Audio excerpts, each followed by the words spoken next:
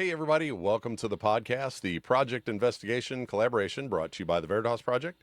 And as always, we're here with our gracious host and founder of the Veritas Project, Dr. Robert Wiki Bob Curtis. Hello. And I'm lead investigator, Investigator Todd Boyer, and welcome to the podcast, everybody. Yeah, welcome in.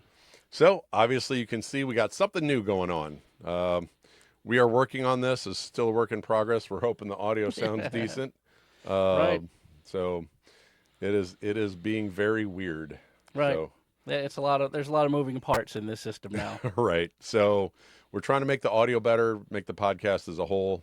So we have these fancy schmancy microphones now. We have a box that takes the XLR, shrinks it down to a left and right channel, and then throws it into another sound box. And here we are. And hopefully Yeah, it sounds we're good for you recording. guys. Yay. Right.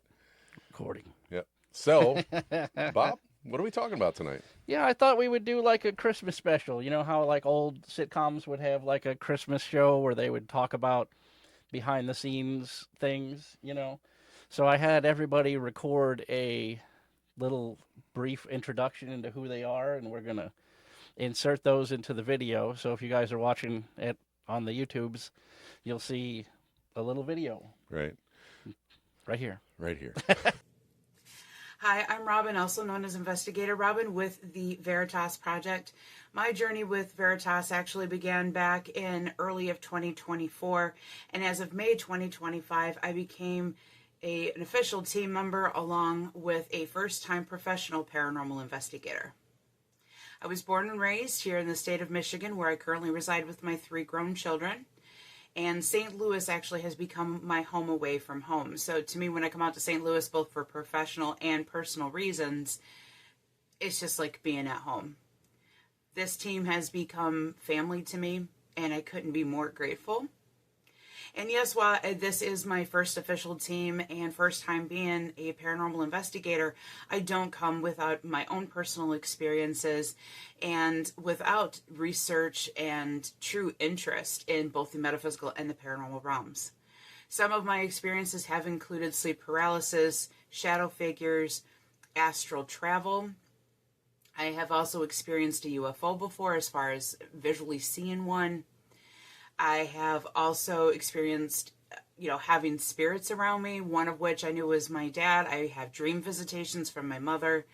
I've had prophetic dreams since I can remember as a child that has actually protected both myself and my parents when I was younger. And as far as professional is considered, I've attended both the first and second annual meet and greets at the Lemp Mansion in St. Louis, Missouri. First time officially as a friend and visitor, and secondly officially as a team member.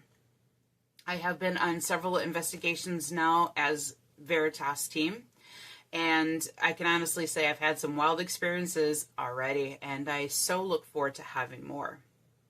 As I mentioned earlier, these passions and these things that I've been interested in as far as metaphysical and paranormal realms has stemmed from childhood. I have studied astrology, numerology. I have looked into like the gene codes in human design. I have looked into UFOs. My earliest recollection of reading on UFOs actually came from a Time Life book series that my Grandpa K had in his home. I have looked into, other stories such as Loch Ness and Bigfoot, crop circles. Not only have I read on them, but I also, from early days, I used to watch Unsolved Mysteries. And it used to be one of my favorite shows. And even though I was frightened sometimes by them and scared, the biggest one actually coming from a story on the Men in Black. Cue here to go back into the videos here on YouTube and look for that video, because they actually did a video. The guys did a podcast on Men in Black. But there was an episode on the Men in Black, and it happened to be in a town that was just minutes west of where I was growing up, and also where I currently live today. So while I'm new to the team, I'm not new to the space. It has always been an interest of mine, and I continue to research, study, look into conspiracy theories, disappearances, different subjects, rains, cloud seeding, things of that nature. It all is of interest to me at times. And I am grateful that I've gotten this opportunity to be here and to be a part of this wonderful team that I consider part of my family. And I truly look forward to the adventures that are going to come in the near and distant future. On behalf of myself and the rest of the team, I personally would like to wish you a very Merry Christmas and holiday season and a safe, happy, and healthy and prosperous New Year. And on a side note, Die Hard 1 and 2, both Christmas movies. You can debate me on that. Thank you so much for taking the time to listen, and we truly hope that you enjoy the podcast. And that's Robin. Yep. And Angie's got to do one too. Angie's going to do one too, and we're going to have everybody has a little blurb about who they are and what they contribute, and then I thought that since the two of us are here, we'll just talk right to you. Yep. And here's Angie. Happy holidays, everyone. This is Angie Carter Curtis. I am the wife of the founder of the Veritas Project, and I am actually basically the designer behind a lot of the things. Obviously, I did the logo, I do the postcards, business cards, stickers, signage, anything that they need. I make sure it gets done. I also do some paranormal investigating. I really like ITC and like working with Spirit Box that Bob and I kind of created together. I like all things scientific, and so that's why I always say we fall more on the scientific end. I was the daughter of a professor, and so I was always taught to question everything. And I will say that, and I've been a big time paranormal person probably since my great grandmother died, and we did a seance. We were trying to call her up, and then, the movies Poltergeist and Ghostbusters especially. I even had a poster of the Ghostbusters on my wall, and I just found it fascinating that they invested ghosts. And I've been pretty much involved with that since around, I think it was 2012 or 2013 is when I joined a local group, and that's how I met, I didn't meet Bob there, but I ended up bringing Bob to it, and that's how he met Todd, and kind of went down the road. We left that group, but Bob and I decided to restart the Veritas Project, and we've been into it any since. And you know the story about how Todd got the band back, or Bob and Todd got the band back together, and I really enjoy going out, and I don't know, I'm kind of rambling now. So happy holidays, everyone, and stay curious and find the truth. So, Bob, do you want to go first? You want me to go first? Yeah, I'll go first. All right. I grew up in Collinsville, Illinois. It's a little coal mining town in southern Illinois. I joined the Marines right out of high school. I went to a station in California, so I got a good duty station. I worked on FA-18 Hornets for the Marines. I got out of the Marines. I worked on corporate jets. I fixed business aircraft for a couple years and got tired of that. Some friends of mine and I started a performance car shop, and we did that for a couple of years, where we worked on like rally racing cars and drag racing cars and that kind of stuff. And then I started to get really sick, so I went to the VA and said there's something wrong with my breathing and my lungs. My lung efficiency wasn't good, so they were like, hey, you can't be working on hydraulic stuff anymore because you developed your lifetime exposure limit has been reached with hydraulic fluids. So Wow. So the VA was like, hey, why don't you go learn how to be a funeral director instead? So that's what I did. I went to college and got my degree to be a funeral director, and now I'm here doing this. Okay, so when did you start doing this? I started doing paranormal stuff in the middle 90s when I was stationed in California. I've always been interested in the ghosts and stuff. Ever since I was a little kid, I used to watch In Search Of show and like That's Incredible and all those shows, about paranormal stuff. And I used to read everything I get my hands on about UFOs and everything you can think of. Well, and you said in the past too that like you had a lot of experience as a kid. Yeah.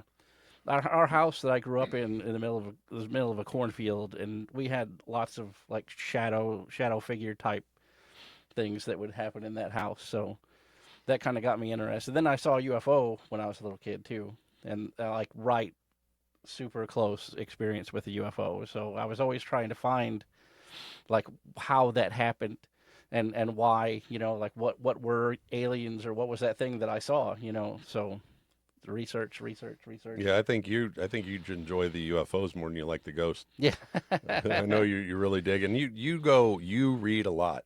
Yeah. You read a ton of books, and you've read everything that we've needed to deep dive on, like actual paperwork and stuff. You've Right. read all that. Oh, yeah. You know, like the whole pyramids, when we debunked all the Yeah. stuff underneath the pyramids. You read that full report. Right. So you dive definitely into that, and you've been in this longer. You've got a lot. Right. You've gone through. Bob's used camera shop is like right over here. Right. Bob There's has so many cameras. He upgrades so his many cameras. over So the years. Yeah, I don't like it when someone tells me a thing is a certain way. Like somebody comes out like CNN or whatever, and they're like, "Oh, this was an event that happened." I like to go to the source myself and see what happened, and then make my own opinion about it. And then over the years from doing that, I found that I'm pretty much right a lot of the times. Right. Like we were watching, as a matter of fact, funny story. Last night we were watching the BBC One feed on YouTube, and they had a whole story about the how they just discovered who Jack the Ripper was. we were in front. That was like months and months ago that we were on that. That's ridiculous. Over a year ago that we. Yeah, it was so long ago that we did our that. episode where we laid it all out. Like this is what people think it is. This is who they think it is. This is when they think it happened, and none of that is right. That's so ridiculous. The And we had DNA people come back at us for that video too. Like they were like, "What are you guys talking about? You don't know what you're talking about." So we're many like, people were upset about it, but now it's all been certified, according to the BBC yesterday. That all that DNA evidence has been certified by the courts, and it's all done. That guy was really the Jack the Ripper. really was Jack the Ripper. So there you go. I mean, Yep. and that's not the first time we've been ahead of the game. No. I mean, if you want the stuff ahead of time, the real stuff, come see us. Right. We'll be there. We're on it way ahead of everybody else. That's why our greeting cards are, the greetings from the fringe, because we're on the bleeding edge of this news. Like we usually when something shows up on my radar, it's about a month before someone else it gets it, yeah. into investigative journalists, and then it's still about another 5 to 6 months before the news catches on to it. Right. So let's see, what else can we get into? So when did you start like your own team here in St. Louis? Well, the Veritas Project has always been since the 90s. We've always been under that moniker. And then when I moved back here, I was doing so much other stuff that I didn't really have time to do paranormal investigating. And then recently, I kind of got back in, not like recent, but like since Ghost Hunters, the Ghost Hunters TV show or Ghost Adventures were on, and I was like, man, these people are just straight up fraudulent. So I wanted to be kind of like the barometer, I guess, for the paranormal, because we're not like true debunkers, but we don't do, bogus. I won't ever show you bogus evidence. You know, like I'm not going to manufacture something for clicks. We believe in it, but we're going to weed out the stuff that's definitely not a ghost first. Right. Is the way we roll. So, let's see. Is there anything else you wanna cover? I mean, I don't know. I mean, that's pretty much. My we story. we were part of a different paranormal group here in St. Louis that we're not going to talk about, that we've heard happy things about recently. We're not going to discuss that though. Yeah. But yeah, so that's the Bob story, huh? Yeah. So what about you? What's the Todd story? I grew up in Valmeyer, which is not far from here, population 800 town. Got flooded out in '93. Mm-hmm. And didn't have anything. I literally had a week's worth of clothes to my name, and was like, well, the military is going to feed me and give me clothes, so why don't I go on active duty? There you go. So that's what I did. I went on active duty, did active duty for 3 years, spent most of that time at Fort Lewis, Washington, got out and did this, that, went to school for computer programming, project management, and I went to ITT Tech. Excuse me. And at the time, people cared where you went to school. Now in the tech field, they don't care as long as you can do the job now. As long as you got a certificate, they don't care what it says on it. Yep. They don't care the name of the school as long as you're certified. I'm a doctor. So yeah, Bob's doctorate is down there. Piece of paper over here.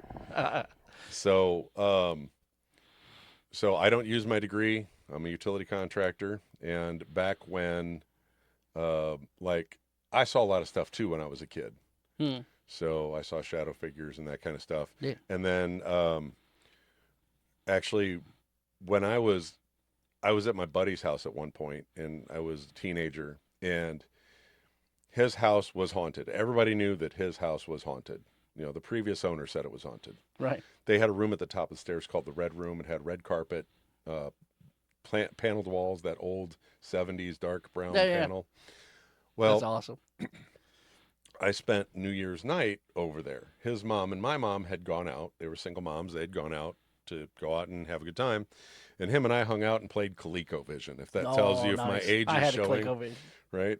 So, while we're sitting there, it sounded like every pot and pan in the house, right, in the kitchen fell to the floor. We went in the kitchen, nothing. Huh. So we went back to playing, and then like every house in the 70s that had that old intercom system, Yeah.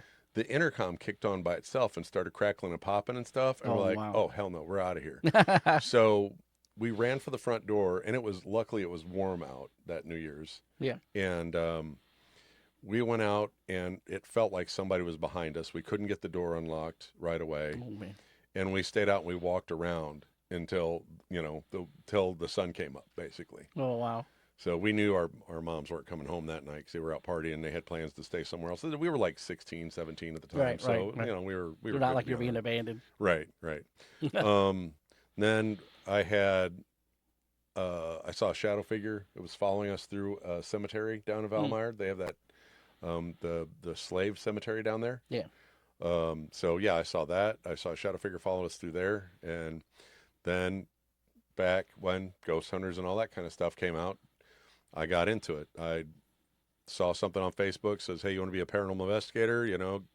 Come to this place at this time, give us a call, so I went over there, interviewed with them, and they're like, yeah, well, come on. We're going to have this event on this day.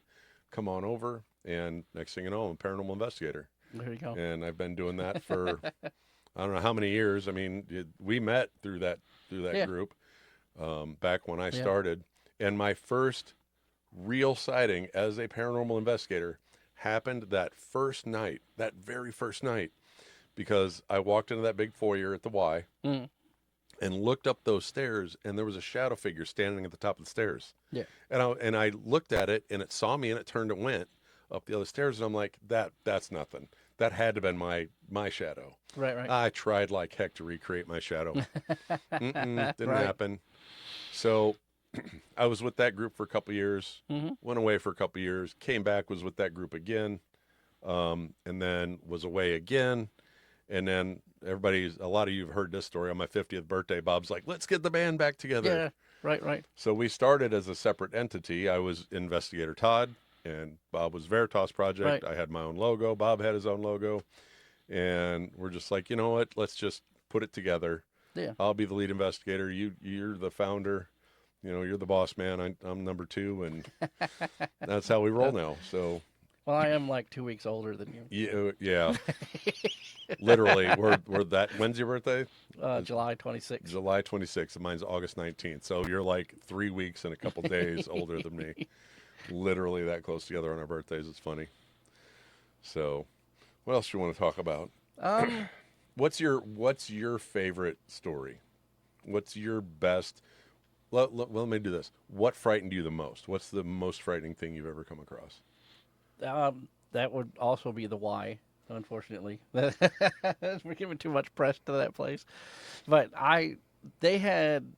we used to do like investigations for like people that paid, and then we would do like the spirit box demo, and we'd like show them the spirit box. But on this occasion, we were there actually investigating the place.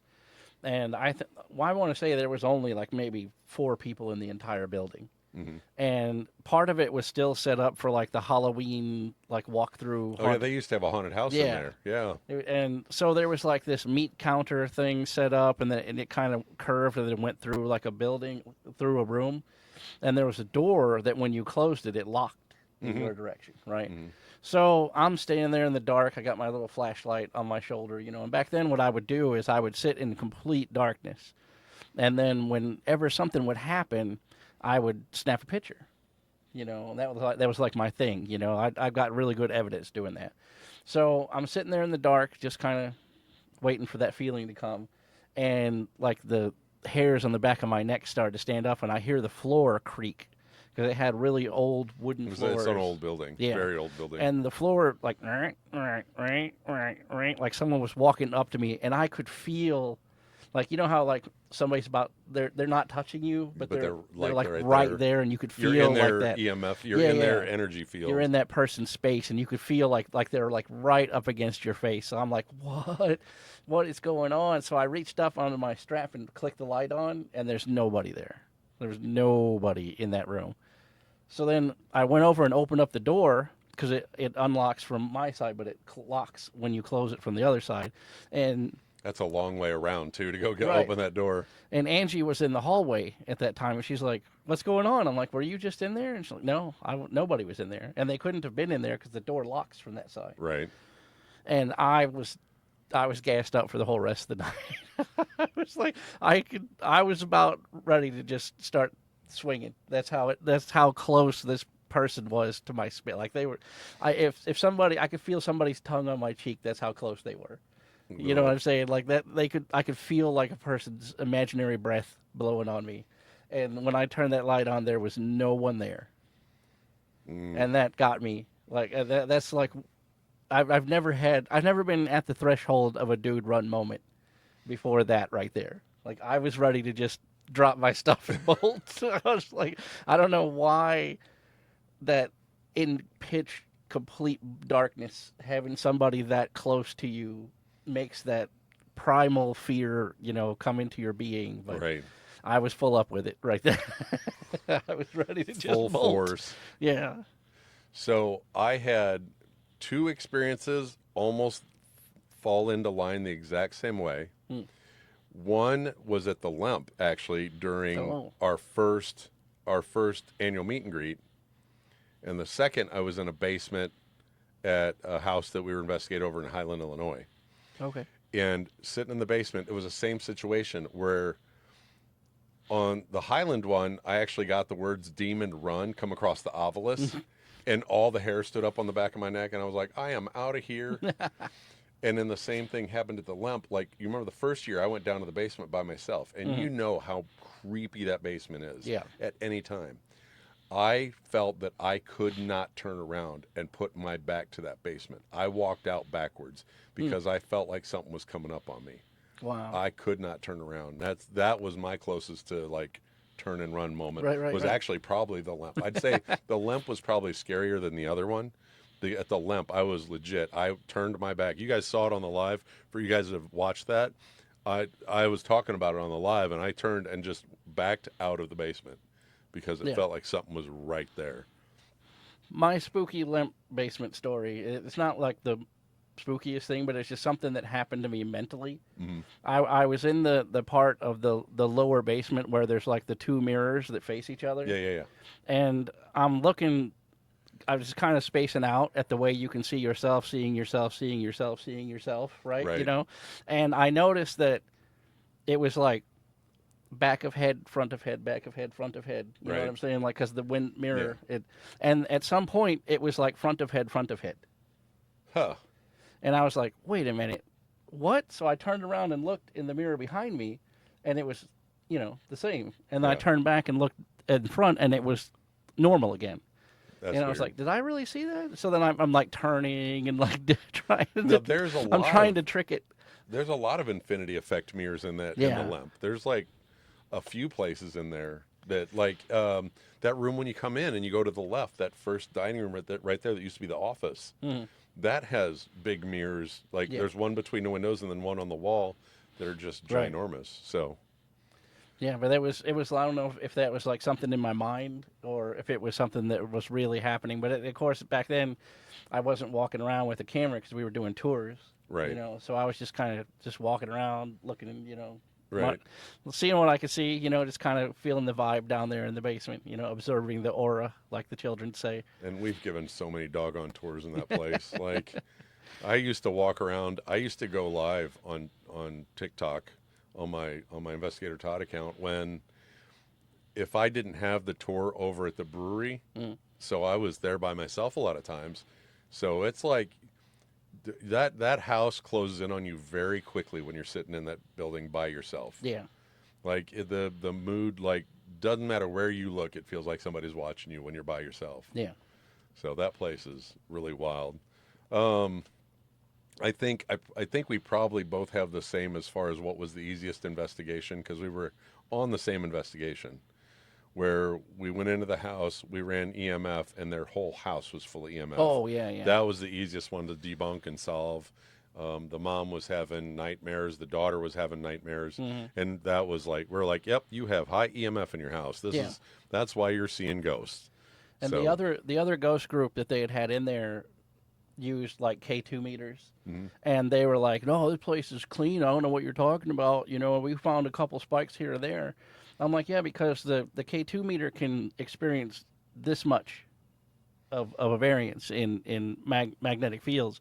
My industrial EMF meter that's like made for like physical damage from mechanical devices was reading like this much." You know what I'm saying? So, And like, the even- K2 meter can only see this. We're reading this. And my EMF, like, I don't use a K2, I use a different one, because mine is adjustable, and I turn mine to the other adjustment, and literally the entire room in the basement was full of EMF. The mother's bedroom was 4 feet, right? So Yeah. she was laying in high EMF with her head almost directly above the electrical panel. Yeah. And then the daughter was sleeping in the room of the basement next to it, and her head was right next to the electrical Right. panel. So they were both getting like high dose EMF. Oh, yeah. It was like 30,000 units of Yeah, it was ridiculous. not even milligauss. We're talking like Gauss. Yeah. Like It- enough to erase a VHS tape is Yeah. how bad it was in there. So that's why they were seeing stuff left and right while they were hanging out in the house. So it was a crazy situation. And that's when I downloaded that thing from the what's the international CDC.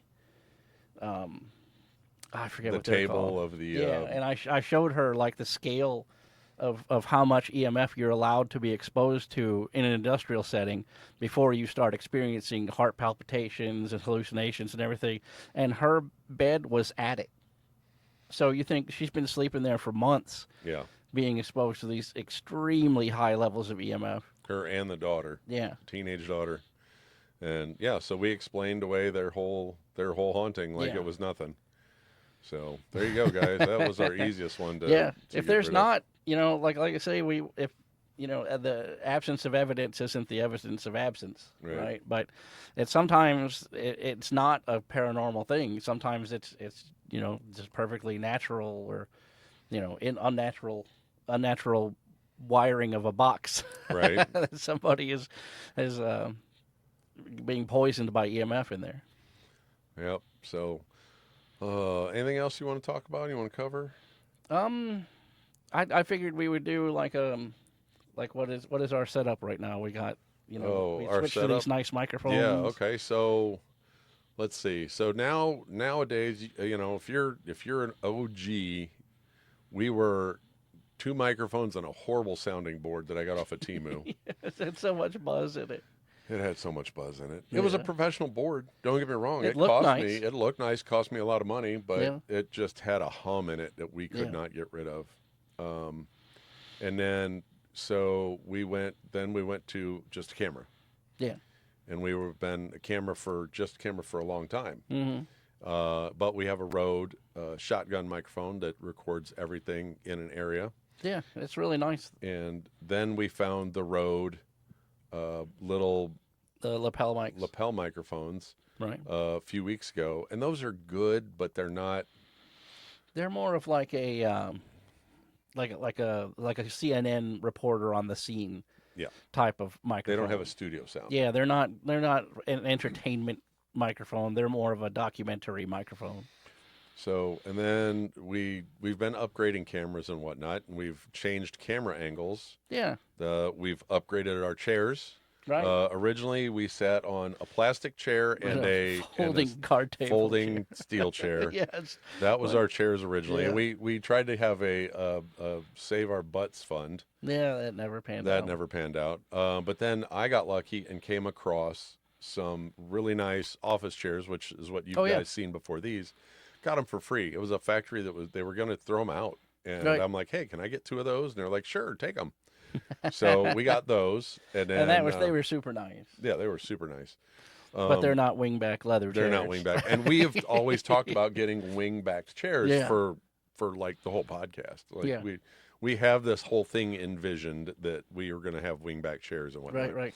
So we caught these on Super Deal, which you guys heard about that like just a few months ago. Right. The girl was super happy that we were happy with them, and Yeah. she actually has come came in to the to the live a couple yeah. times and right. and How joined about us. that? So, so then, we decided, hey, we're going to upgrade. So I went and Bob has put so much money into this of his, for the cameras and computer upgrades and all that kind of stuff. Oh yeah. So I said, all right, I'll buy the audio. So I bought, we're using, they're not super high-end microphones, but they're good microphones. So that's what we're rocking right now. Yeah. And then I got us arms to mount that you can see, to go over to the table there. And, we'll fine tune this. This is something that we literally put together in the last half hour. We had everything last week except for one cord. So I had to order a cord and wait for it Right. to come in. We had the most important link was the link we were missing. But the box that when we looked at the box that our microphones were hooked into on Amazon, it showed that that it had USB-C output on the back, but it Yeah. doesn't. It's a USB-C power. Yeah. It's not an So we output. had to take the outputs from the front and turn it into a 2-to-1 and plug it in. So now we have this. This is the way Yeah. we're going to end the year with these mics, and we'll get these mics dialed in, Yeah. and they'll be a lot better. So hopefully, Yeah. and that's where we stand now. And as far as YouTube, we record and did Dolby Pro Logic. We put it out there, and Yeah, we 4K. 4K, True 4K. and everything. We actually produce a higher quality video than 98%. Like 90-something% of paranormal channels. Yeah, and just channels in general. Yeah. We're in the top 5. Yeah. Oh yeah. You know. We were when I first bought this new Sony camera, we were 4K 60. Mm-hmm. And one 30-minute video was 18 gigs of storage.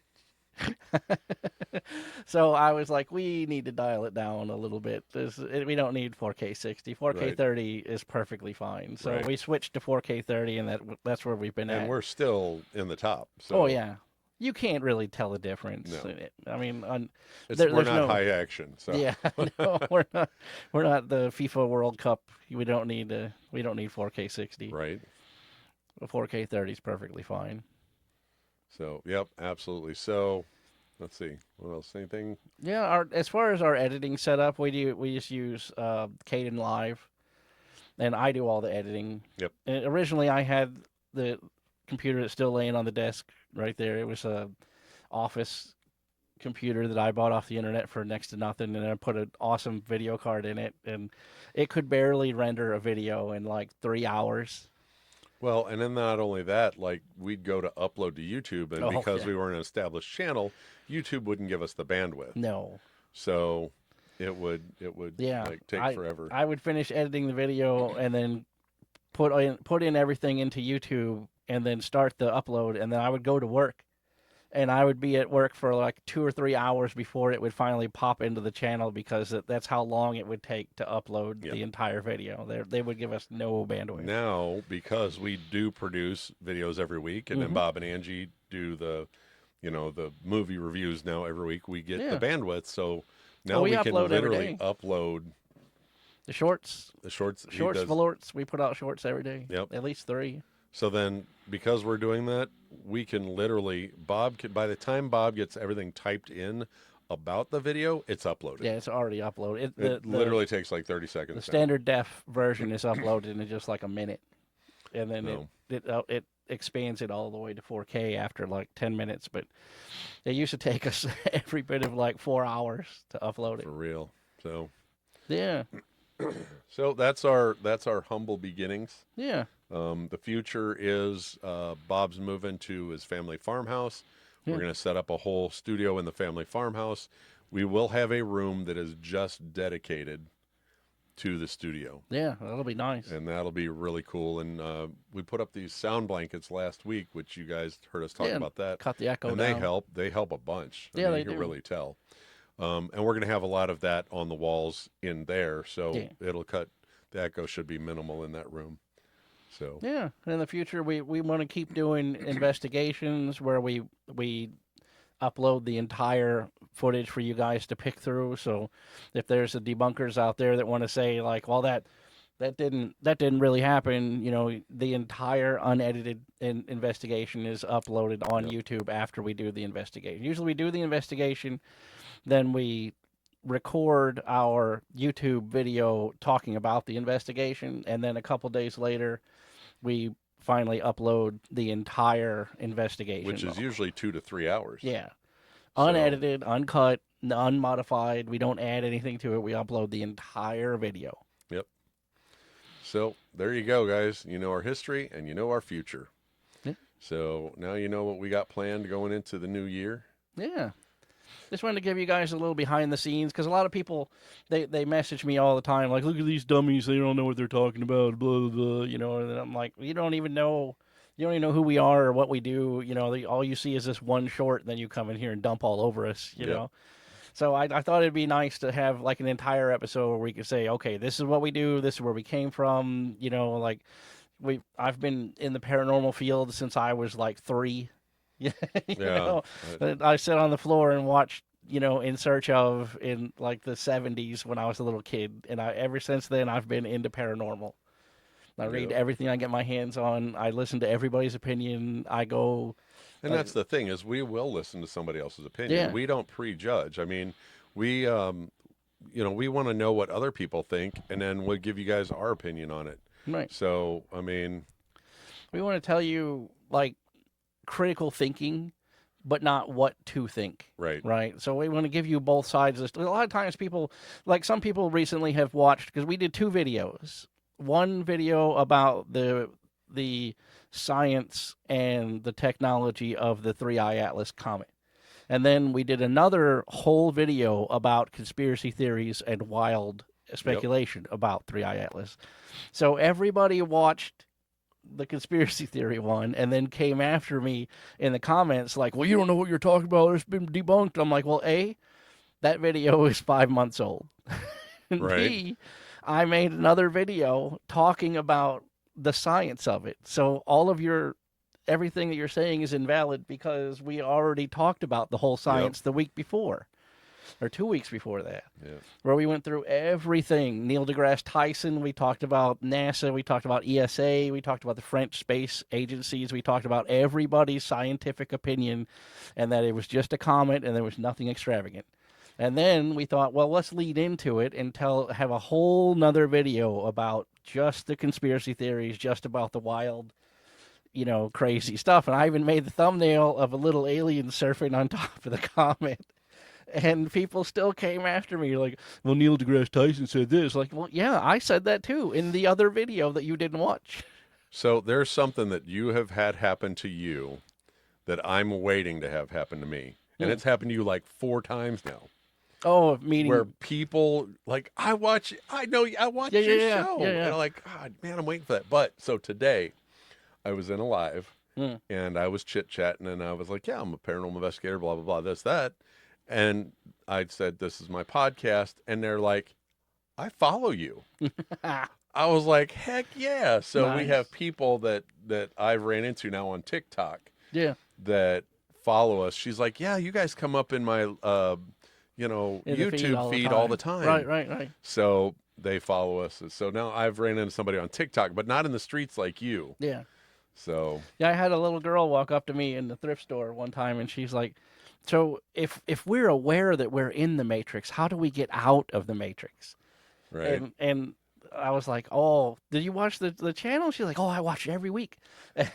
And her mom comes over, she's like, don't talk to people like that. She's like, no, I want to know. I want to know how we get out of the Matrix. That's I funny. thought it was hilarious. That is great. So Yeah, I've met like the lady who cut my hair this week watches yeah, our apparently channel. she met She met you Robin and I guys. down in Marion Yeah. that weekend, and she's up here watching the show. Yep, she saw my shirt and she's like, "You're the Veritas Project guys? I recognized you." And I'm like, "Yep, that's us." So there you go. So getting out there, man. Getting out there. Trying. So working towards the future.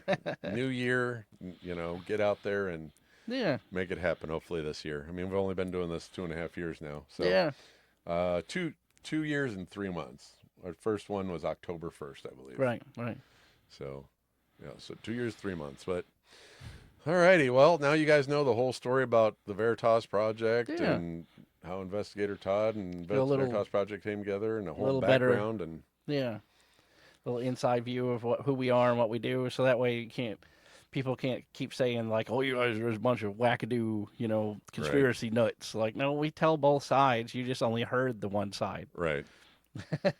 So, guys, thank you for joining us. Don't forget our partnership with Dubby, if that even is still a thing, because nobody ever forgot orders. last week. Yeah, nobody ever ordered anyway. If you want the merch, go to Printify. Printify and get that merch. Yeah, it's good if you stuff. want to chit chat with us, get on the Discord. Give us some ideas of what you might want to see. Get on the Patreon. Become a $0 member on Patreon. Doesn't cost a doggone thing, and your name's immortalized in the back of the podcast. Yeah, and it don't have to be your real name. You could you could whatever. put your name as Zoltan, the Destroyer of Universes. We don't care, but you'll know it's you, right? Right. So get on there for the $0. If you want to do the $5, we send you a postcard every week, or excuse me, every month. Yeah. Angi creates those. Angi writes on them. We sign them because we can't write. We've said that a million times. Our handwriting is just absolutely atrocious. Yeah. But get those. You never know. We may hit it big someday, and you're like, hey, look at I've followed these guys from the very beginning, from the humble beginnings. Right. Back in the day. Back in the day when our third podcast was the second one that actually had video. We were just two guys with microphones. Right. But, follow Bob on all the social medias, the Veritas Project on the TikToks and all that stuff. And then Instagram. RS Curtis 73 on the Facebook and a couple other things. Instagram. We have a Facebook group, too, if you guys want to join over there. Jump up over there. So thank you guys again for all your support. We appreciate each and every one of you. Yeah. We want to tell you guys, Merry Christmas. Happy New Year, Happy Festivus, Happy Hanukkah, whatever you celebrate, enjoy the bringing in of the new year. Be safe out there when you do, don't imbibe too many beverages and drive an automobile. There you go. Be safe, be smart. So, like I said, we appreciate you guys on YouTube, and we appreciate all you guys watching us up there on TikTok too. Yeah. So when we do these live every week on TikTok for you YouTubers, don't forget to like, follow, share, smash the notification bell, all that good stuff. Yeah. And we appreciate all you guys on TikTok too, and all your support for hanging out with us when we do these. So thank you guys once again. And remember, stay curious and find the truth, and we'll catch you guys next time. Bye, everybody. See ya.